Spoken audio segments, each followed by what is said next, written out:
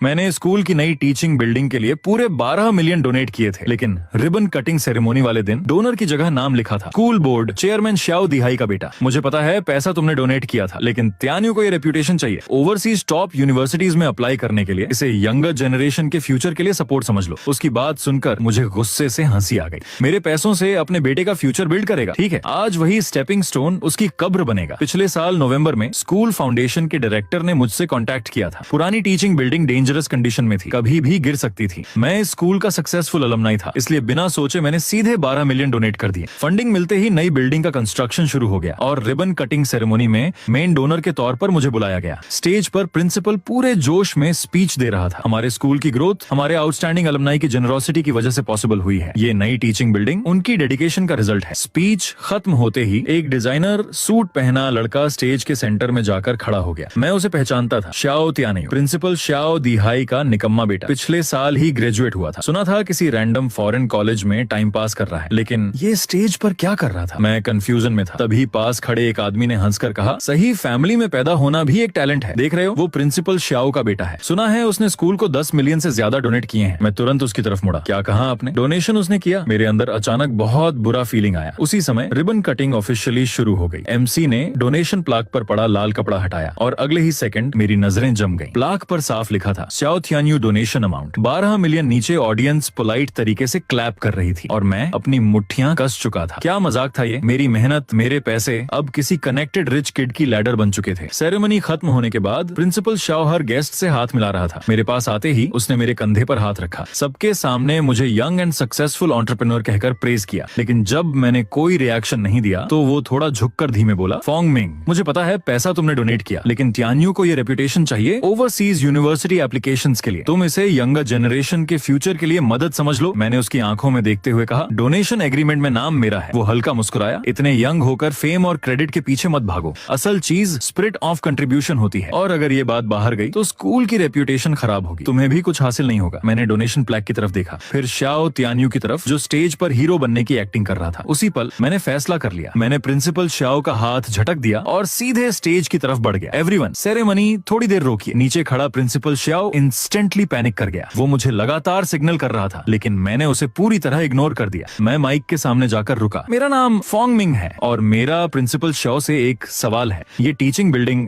जिसके लिए फंडिंग मैंने दी, उसकी डोनेशन प्लैक पर किसी और का नाम क्यों है? पूरा हॉल एक सेकंड के लिए शांत हो गया। फिर नीचे से आवाजें आने लगी, क्या फेक डोनेशन? किसी और का पैसा क्लेम किया गया? सिचुएशन हाथ से निकलती देख प्रिंसिपल श्याओ पागलों की तरह मेरी तरफ भागा, लेकिन मैंने आसानी से डॉज किया। फिर अपना फोन प्रोजेक्टर से कनेक्ट कर दिया। अगले ही पल